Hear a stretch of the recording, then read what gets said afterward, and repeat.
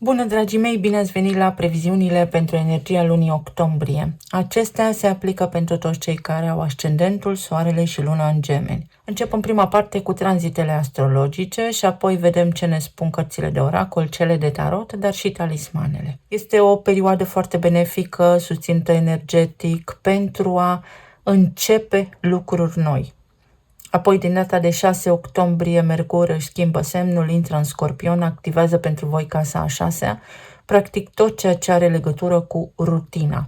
Rutina, sănătatea, locul de muncă, colegii de la locul de muncă, animalele de companie, tot ceea ce are legătură cu maestrii, cu oamenii pe care îi puteți întâlni și care vă pot ajuta. Mercur, planeta intelectului, ne ajută să găsim logica, să extragem esența, ceea ce este important, iar Scorpionul este semnul transformării. În această lună, recomandat este să vă ocupați de sănătatea voastră și să vă gândiți foarte, foarte mult la lucrurile pe care le trăiți, pe care le experimentați și cum le eliberați. Nu puteți ține în câmpul vostru electromagnetic această tensiune pentru că vă poate afecta atât emoțional, cât și mental, cât și medical. Mercur în Scorpion aici vă aduce prilejul să identificați toate acele lucruri care nu funcționează bine, să vă schimbați tiparele și să vă eliberați de gânduri toxice, de neputință. Poate fi vorba și despre ceva chestiuni medicale, vizite la medic, voi sau cu animalele de companie, sau poate fi vorba despre o lună în care veți vedea că la locul de muncă toată lumea este ușor tensionată, dar până la urmă, la oaltă, veți extrage din experiența voastră profesională, ca și grup, ca și colectiv, ceva, o concluzie care este foarte, foarte benefică. Mai apoi se activează pentru voi zona viitorului. Avem o lună plină în Berbec, pentru voi în casa 11-a, tot aici găsim și aspirațiile și grupurile de prieteni din care facem parte, tot ceea ce țintim, tot ceea ce gândim și vrem să fie bine pentru noi în viitor. Berbecul este arhetipul care ne vorbește despre a fi. Cine suntem noi, identitatea noastră, la nivel general. Berbecul este arhetipul care inițiază, iar luna plină înseamnă o încheiere. Închei ceva pentru a porni ceva nou. Mă eliberez de niște grupuri sau din niște grupuri de oameni care nu fac altceva decât să mă căpușeze, să-mi ia energia și plec către o direcție nouă sau îmi reevaluez viața, îmi reconsider planurile de viitor, finalizez ceva ce anterior a fost plan de viitor pentru a începe altele noi.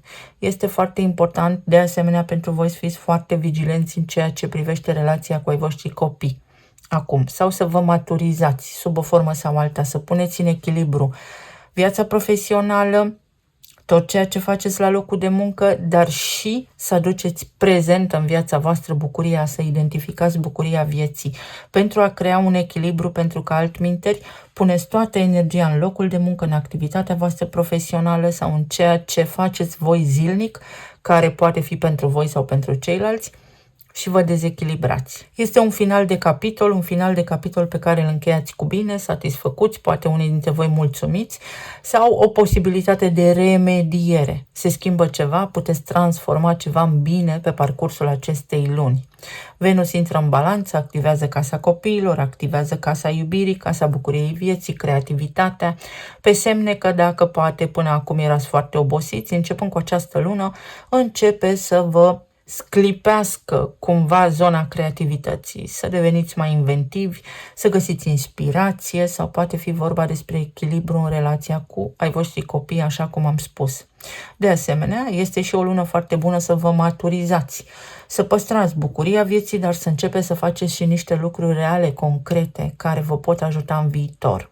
Pluton își reia mersul direct în Vărsător pentru voi în casa a noua, care are legătură cu sistemul de valori, credințele, tot ceea ce implică studii aprofundate, studii foarte nișate, implicarea în acțiuni legale sau tot ceea ce are legătură cu legea, tot ceea ce are legătură cu străinătatea și cu drumurile pe distanțe foarte lungi. Pentru unii dintre voi pot apărea idei despre relocare sau poate fi vorba despre o înălțare, o elevare a minții, mintea înaltă, niște lucruri care pot ieși acum la suprafață, schimbarea sistemului de credințe, începe să vedeți niște lucruri într-o formă diferită. Pentru voi Pluto aici în Vărsător în următorii 19 ani Ajută la schimbarea paradigmei, ajută să vă transformați într-o nouă versiune. Se pot întâmpla niște lucruri acum care în viitor să vă fie foarte, foarte utile. Se schimbă ceva și are legătură și cu zona legală și cu metodologia de la locul de muncă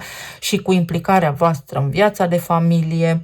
Puteți întâlni pe cineva din străinătate, puteți avea o relație la distanță sau poate acum acceptați alte culturi, să fie niște treburi de genul acesta. În acea zi avem și luna nouă din balanță, pe zona casei a 5-a, parteneriate, bucurie, o negociere. Puteți negocia ceva, asta vă dă încredere, se întâmplă niște lucruri bune pentru voi, desigur dacă acționați în acest sens. Poate fi vorba și despre o etapă nouă în relația pe care o aveți, poate fi vorba și despre o căsătorie, despre o cerere în căsătorie pentru unii dintre voi, sau poate fi vorba despre o hotărâre importantă pe care din nou o luați în ceea ce privește relația cu ai voștri copii. Sau poate vă hotărâți să deveniți părinți, fie pe cale naturală, fie pe cale legală. Uite, să adoptați, pentru că aveți tranzitele de așa natură. Apoi Neptun în retrogradare mai intră odată în arhetipul peștilor, pe zona casei a 10-a, aici unde regăsim profesia, menirea, sensul nostru, cariera, scena publică, autoritățile, autoritatea, guvernul și așa mai departe. Neptun este arhetipul iluziei, iar peștii sunt arhetipul care se cam amestecă, care nu au limită.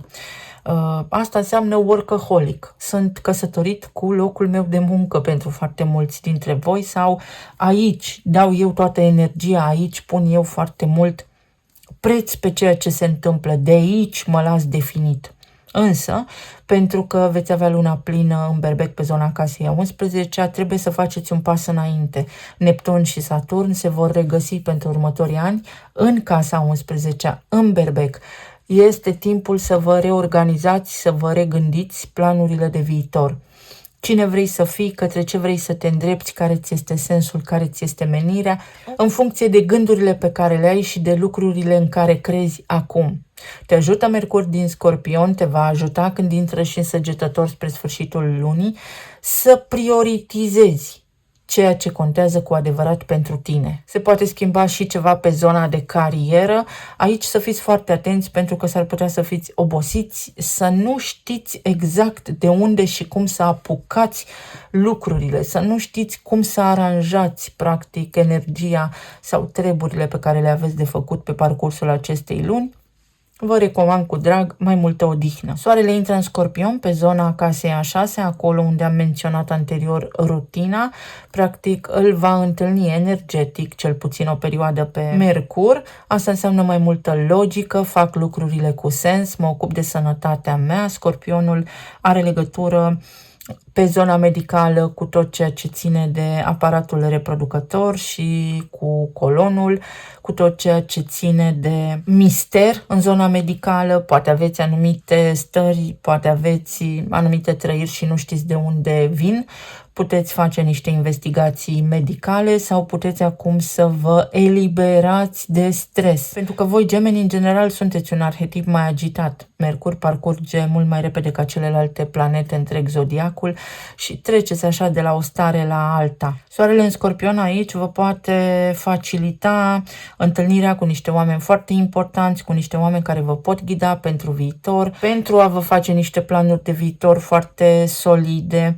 De asemenea, atenție la animalele de companie, mai ales dacă sunteți iubitori și le îndrăgiți. Și nu în ultimul rând, Mercur intră în Săgetător spre sfârșit de lună, activează casa a 7-a. Săgetătorul este arhetipul înțelepciunii, arhetipul care ne oferă perspectiva amplă, imaginea de ansamblu și Mercur, așa cum am spus, planeta intelectului. O concluzie foarte amplă. Sau în sfârșit am toate datele problemei pentru a încheia niște contracte, pentru a face o strategie, o campanie, dacă aveți propria voastră afacere, sau pentru a face anumite lucruri, dacă sunteți antreprenori, în relația cu cei mai buni prieteni sau în relația cu partenerul de viață, lucrurile pot fi mai profunde, vă puteți înțelege mai bine pentru că vă citiți reciproc gândurile sau puteți extrage esențialul. Este o lună pentru înțelepciune pentru voi, este o lună pe care să o parcurgeți atent, foarte calculat, dar și foarte, foarte conștient. Și pentru că este casa relațiilor, aici poate fi vorba despre următorul pas într-o relație pe care o aveți, să trecem la următoarea etapă, poate să vă căsătoriți unii dintre voi la starea civilă. Sunt multe lucruri, acesta este doar un nivel general, însă harta voastră astrologică poate nu spune aceleași lucruri sau poate nu coincide în tocmai cu ceea ce am spus eu aici. Avem numărul 11, libelula, se aprinde becul, se face lumină, o lună foarte importantă pentru decizii. Ceea ce faci acum te poate duce către succes sau te poate ține pe loc, practic să te învârți într-un cerc. Luminare, chimie, ceva magic se poate întâmpla. O sclipire. Aveți foarte multe aspecte favorabile care au loc în zona casei a 5-a, acolo unde regăsim bucuria vieții. Forță creativă, forță creatoare. O lună în care puteți începe foarte multe lucruri extrem de benefice pentru voi. Se poate reaprinde scânteia, vă puteți îndrăgosti unii dintre voi sau pur și simplu prindeți forță și curaj să puneți în practică niște planuri mai vechi. Aici avem această coasă care anunță evenimente neașteptate prin care veți putea naviga. Atenție cu energia din casa a 6-a pe zona Scorpionului la mici accidentări, la mici tăieturi. Atenție pe unde călcați, atenție la toate aceste lucruri. Nu spun că se întâmplă, este doar o măsură de prevenție. Sunt și foarte multe surprize, în sensul în care v-ați dorit niște lucruri, ați făcut niște lucruri care nu se întâmplau, rămăseseră blocate și acum în sfârșit se sparge gheața, se rupe tăcerea, proiectele încep să se deruleze conform planului, ceva de bine. Aici avem berbecul, unde veți avea luna plină pe zona casei a 11-a, timpul să preiei inițiativa, timpul să acționezi, nu să lași lucrurile la voia întâmplării sau în voia sorții, pentru că ești direct responsabil de viața ta. Pe Marte în Scorpion, care este în casa a 6-a, în zona rutinei, independență, atenție la conflicte la locul de muncă, atenție la supărări pentru că le puteți resimți în corpul fizic, dar este și împăratul, independență, autoritate. Conflicte pe zona aceasta cu autoritățile pot apărea sau se pot calma, în sensul în care aveți niște proiecte mai complexe, mai complicate de care vă ocupați poate unii dintre voi, poate fi o promovare de care puteți avea parte acum, la nivel financiar, la nivel personal, să fie ceva de bine, ceva ce crește, ceva ce se extinde mai ușor, o lună bună. Toate lunile sunt bune, însă este o lună în care lucrurile pot căpăta sens. Ești un pionier. De asemenea, atenție pentru voi, pentru că întreaga harta momentului spune asta. Nu intrați în arhetipul lui Atlas să cărați voi lumea pe umeri. Nu aveți personal soluția pentru provocările tuturor. Echilibrați-vă. 4 de bâte. Uite, pentru unii înseamnă relație, căsătorie, asul de cupe. Pentru alții înseamnă cunoașteți pe cineva. 7 de spade. Pentru alții înseamnă autosabotaj. 7 de monede. 6 de spade. Oh, ce lună interesantă! Ce credeți că puteți face, aia vi se întâmplă. Atenție la gânduri, pentru că veți avea putere extremă să manifestați tot ceea ce gândiți, și conștient și inconștient.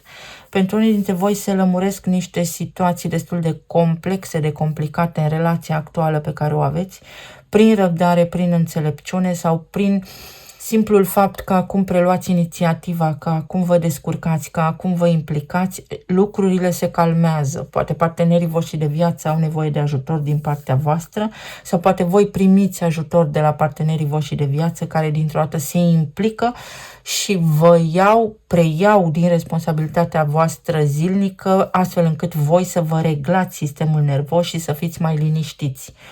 Pentru alții dintre voi se clarifică aici o situație în ceea ce privește o relație pe care poate o aveți cu cineva sau se clarifică ceva în legătură cu o anume persoană care pare nehotărâtă. Persoana respectivă este fie timidă, fie este vorba despre faptul că este mai lentă, nu așa fâșneață, nu așa iute ca și voi și lucrurile până la urmă capătă sens, descoperiți dacă cum și ce sentimente are această persoană pentru voi.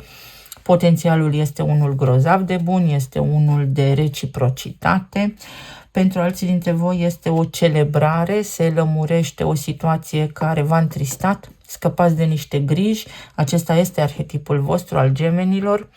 Gemenii au legătură cu plămânii și cu tristețea, deci vă eliberați de o povară de tristețe, lucrurile se liniștesc.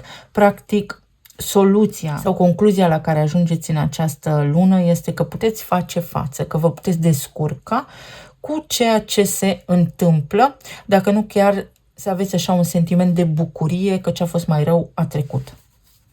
La nivel financiar, atenție, exact cum am spus, sau la nivel profesional, pentru că vreți să faceți foarte, foarte multe lucruri cu entuziasm, aveți forță, aveți vitalitate, însă în acest proces vă poate fi afectată sănătatea pentru că nu aveți suficient de multă grijă de voi înșivă. Atenție la sistemul respirator în această lună și la informații, la ce discutați, cum discutați și cu cine discutați, pentru că este necesar ca toată lumea să fie pe aceeași pagină, pe aceeași lungime de undă, pentru a nu exista neclarități. Un motiv de bucurie. Cineva este acolo pentru voi sau voi veți fi acolo pentru cineva, iar asta schimbă datele problemei. Uite, temperanța și 8 de monede, o etapă de progres, treceți peste o perioadă de stagnare, peste o provocare medicală, unii dintre voi, peste neputință, alții dintre voi. Avem 6 de spade, 7 de spade, 7 de monede, 8 de monede. Pe toate planurile există progres, există soluții și le găsești, le poți găsi. La locul de muncă, echilibru. Atenție în ce investiți energia, pentru că nu ridică nimeni statuie. Evenimente favorabile, evenimente extraordinar de bune în zona familiei. Pentru aceia dintre voi care aveți deja o familie, lucruri bune se pot întâmpla acolo. Aveți energia balanței din casa a 5-a, luna 9, plus pe Venus, care vă ajută, vă susține. Dacă aveți foarte mult de lucru, încercați pe perioada weekendurilor să vă relaxați alături de copii, alături de familie, pentru că asta vă dă vouă putere. Dacă în casa voastră lucrurile funcționează bine, atunci vor funcționa bine la orice nivel. De asemenea, se reglează niște lucruri la nivel financiar, semnați un contract sau sunteți mulțumiți, satisfăcuți pe parcursul acestei luni de veniturile voastre sau apare o șansă de colaborare, mai ales atunci când credeți în voi, nu vă mai autosabotați, nu vă mai îndoiți de propria voastră capacitate, poate intelectuală, de forța voastră sau de propria voastră părere când vine vorba despre piața muncii, pentru că vă puteți găsi inclusiv un nou loc de muncă. Pentru alții dintre voi este o perioadă cu bonusuri, o perioadă în care așteptați ori o mărire, ori să se întâmple ceva bun în zona aceasta financiară. Când Mercur intră în Săgetător spre sfârșit de lună, parcă prindeți curaj, aripi unii dintre voi. Uite, un fluture și o descoperire. Ori găsiți voi Sfântul Graal, ori în această lună se întâmplă niște lucruri care vă avantajează extrem de mult. Sau vă găsiți jumătatea, sufletul pereche și prietenii.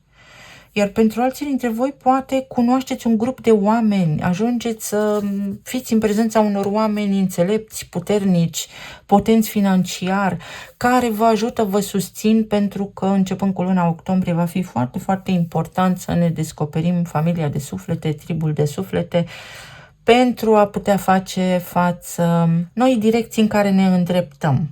Apar niște soluții extrem de bune la provocările pe care le-ați avut anterior și se transformă ceva. Pentru voi este o lună bună, dar luna aceasta bună este activată de propria voastră gândire, mentalitate și de propriile voastre alegeri. Să vedem ce ne spun și talismanele.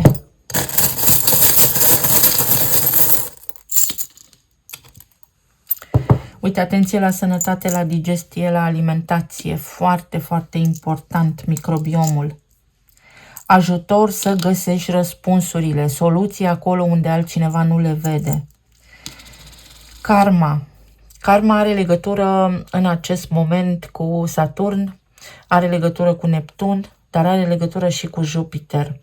Voi aveți racul în casa a doua, unde este Jupiter. Există posibilitate de creștere financiară, mai ales pentru aceia dintre voi care ați lucrat zi și noapte pentru obiectivul pe care vi l-ați propus, pentru visurile voastre.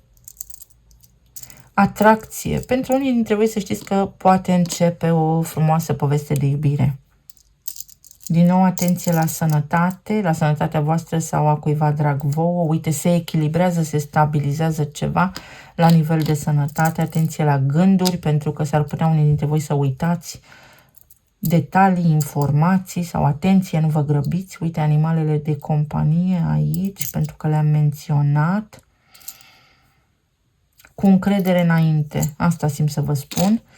De asemenea, este nevoie de relaxare, pentru că sunteți unii dintre voi foarte, foarte stresați. Atenție la tot ceea ce ține de afecțiunile cardiovasculare. Aveți un as în mânecă, uite, Pluton în Vărsător, când își reia mersul direct, va aduce sclipire de geniu, minte înaltă, pur și simplu vă puteți conecta la câmpul de energie, vă vin idei extraordinar de bune, idei atipice, idei care pot revoluționa lumea. Unii dintre voi sunteți o somitate, într-o oarecare măsură, în grupul vostru de prieteni, la locul de muncă, oamenii se bazează pe voi. Uite, Săgetătorul, casa a șaptea, oh, my Valentine. Relația se poate transforma, relația se poate îmbunătăți, vă puteți găsi o altă relație sau o puteți încheia pe aceasta, fiecare după caz. Sunteți susținuți pe relații. Inițialele sunt V, R, F, X, Y, J și M. Bucuria mea. Bucuria mea. Evenimente plăcute care vă bucură sufletul. Atenție, atenție, pentru că unii dintre voi vreți să faceți foarte multe lucruri și vă scapă din vedere faptul că sunteți doar un simplu om. Focul, se aprinde focul aici în sufletul vostru. Treceți peste o supărare unii dintre voi, iar alții dintre voi vă îndrăgostiți sau lucrurile devin așa mai pasionale sau puneți voi foarte multă energie în ceea ce faceți și asta vă încântă, vă susține energetic. Jupiter și Venus vă susțin acum și la nivel financiar și la nivel energetic să faceți niște lucruri. Nu pierdeți trenul, nu pierdeți timpul.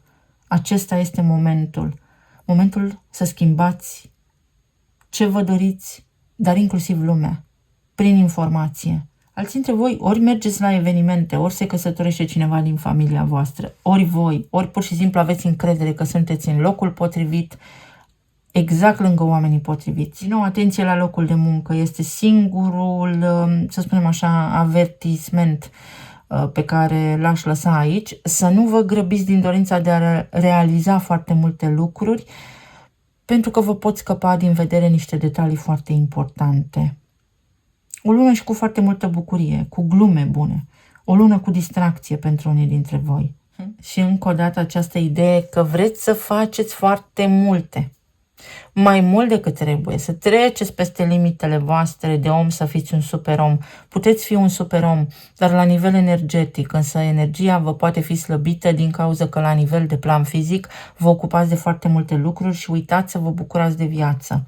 Eu vă mulțumesc foarte mult, vă doresc să aveți o lună minunată, să fiți bine, sănătoși și iubiți și să ne reauzim cu bine data viitoare. Pa, pa!